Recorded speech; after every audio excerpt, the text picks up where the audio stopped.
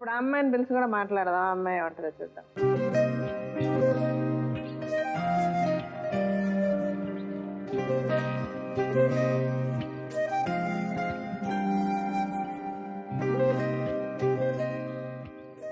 మీ అక్కనా? Madam, పెద్దక్క. పెద్దక్క. మీరు ఎంతమంది? ముగ్గురు మేడం. ముగ్గురు. అంటే ఆవిడ తర్వాత మీరే పెద్ద అమ్మ? నేను పెద్ద ఆమె, ఇంకొక ఆమె ఉంది మేడం, ఇప్పుడు ప్రెగ్నెంట్ గా ఉంది. నేను లాస్ట్ ఆమె. ముగ్గురికి పెళ్ళిళ్ళు అయిపోయాయి, మీరంతా బాగానే ఉన్నారు.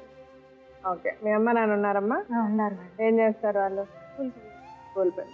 నువ్వు ఎక్కడ పని చేస్తున్నావమ్మా? శ్రీ శారీ హౌస్ లో పనిచేస్తాను. ఎంత చదువుకున్నావు? 10th వరకు మేడం. 10th వరకు. ప్రాబ్లం ఏంటి చెప్పు దివ్య. శ్రీ శారీ హౌస్ లో నేను పనిచేస్తాను మేడం. నేను పనిచేస్తా అంటే నేను 8 గంటలకు వస్తాను కదా. 8 గంటలకు వస్తే మళ్ళీ నైట్ 9 గంటలకు వెళ్తాను మేడం. నాకు నిద్ర చాలదు. నిద్ర చాలకుండా నేను ఒక్కొక్కసారి షాప్లోనే నిద్ర పుడుతా. ఆ టైంలో కూడా వచ్చి వాళ్ళు నన్ను లేపి మా ఓన్ పెళ్లి చేసుకో, మా ఓన్ చేసుకో, మా కొడుకుని చేసుకున్నామంటే మేము నిన్ను బతకనిస్తాము, లేకపోతే మేము చచ్చిపోతాము అని చెప్పినారు మేడం వాళ్ళు. ముందు ఇలా చెప్పారు? అవును మేడం. వాళ్ళ ఆయన, వాళ్ళ అమ్మ, వాళ్ళందరూ వచ్చి తీసుకొని వెళ్ళినారు మేడం. వాళ్ళ అన్న, వాళ్ళ వదిన అందరూ వచ్చి తీసుకెళ్ళినాకనే మళ్ళీ నేను పోయినాను మేడం. అంతకుముందు ఎన్నాళ్ళ నుంచి పరిచయం అతనికి మీకు? 3 నెలలుగా నుంచి మేడం. అంటే అతనికి పెళ్లికి ముందు నుంచే పరిచయమా, పెళ్లి తర్వాత పరిచయమా మీకు? పెళ్లి ముందే మేడం. పెళ్లి ముందే జనవరి నుంచి మేడం మాకు. అంటే మేము మాట్లాడకుండా గుమ్మను ఉన్నాం మేడం. ఇంకా 4-5 మంది ఉన్నారు నాతో కూడా. వాళ్ళతో మాత్రం మాట్లాడతాడు, నాతో మాట్లాడాడు. మళ్ళీ లాస్ట్ కి ఒక జనవరి, ఫిబ్రవరి, మార్చి అయిపోయినాక నాకు ఐ లవ్ యూ చెప్పినాడు. నువ్వు ఉంటేనే బతుకుతాను, లేకపోతే నా లైఫ్ లో రాకున్నావు అంటే నేను కృష్ణాలు కోసం చచ్చిపోతాను. అంటే అప్పటికి అతని పెళ్లి అయిపోయిందా? అయిపోయింది మేడం. వాళ్ళు మా దగ్గర అసలు శారీలు ఏమి కానీ తీయలేదు.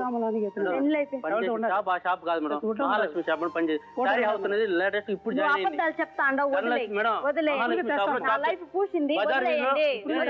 నువ్వు చెప్పిందంత అబద్ధాలు. నువ్వు చెప్పిందంత అబద్ధాలు. నన్ను నమ్మించి మోసం చేసినావు. చూడలేదు మేడం. మేడం నేను చూసుకున్నాను.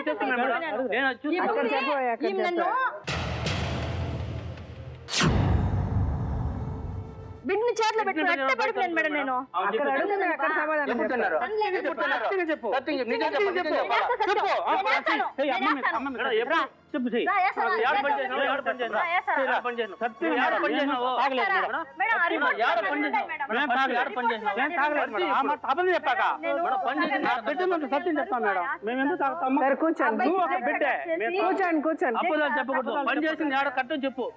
కూర్చోండి. ఉండి అరవకండి.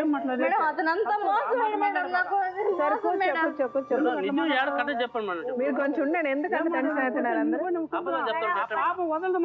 ముందు అమ్మాయి చెప్పనివ్వండి. అవును, ఆ తర్వాత చెప్పండి. లేని షాప్ అయితే అమ్మాయి సృష్టించలేదు కదా. అమ్మాయి అబద్ధం చెప్తే దానికి సమాధానం అమ్మాయి చెప్పాలి కదా. మాట్లాడదురు కానీ ఉండండి.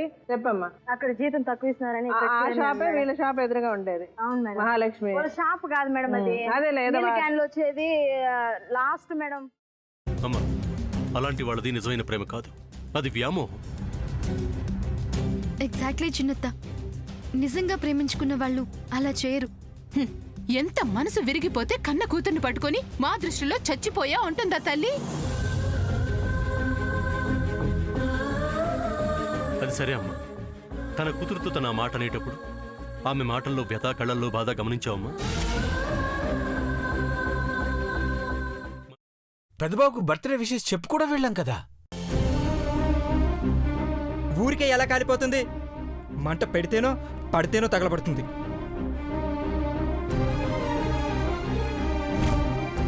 కరెక్ట్ చిన్నబాబు, నీకొచ్చినట్టే నాకు డౌట్ వచ్చింది. పార్వతే షర్టును తగలబెట్టిందనుకుంటా.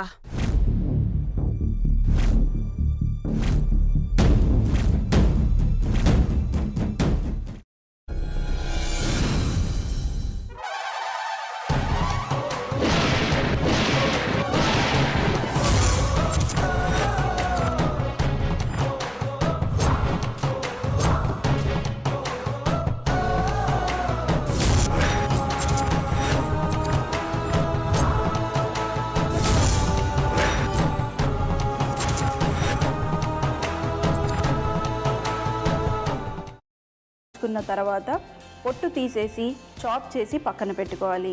ఒక ప్యాన్లో కొద్దిగా నూనె వేడి చేసి అందులో ఆవాలు, మినప్పప్పు, శనగపప్పు, కరివేపాకు, సన్నగా తరిగి పెట్టుకున్న ఉల్లిపాయలు వేసుకుని 1 నిమిషం పాటు వేయించుకోవాలి. ఆ తర్వాత కాల్చి కట్ చేసి పెట్టుకున్న వంకాయని కూడా అందులో వేసుకుని బాగా మిక్స్ చేసి బౌల్లోకి ట్రాన్స్ఫర్ చేసుకుని అందులో తగినంత చిక్కటి పెరుగు లేదా పల్చటి పెరుగు వేసుకుని మిక్స్ చేసి అన్నంతో కానివ్వండి, చపాతీతో కానివ్వండి సర్వ్ చేసినా చాలా బాగుంటుంది.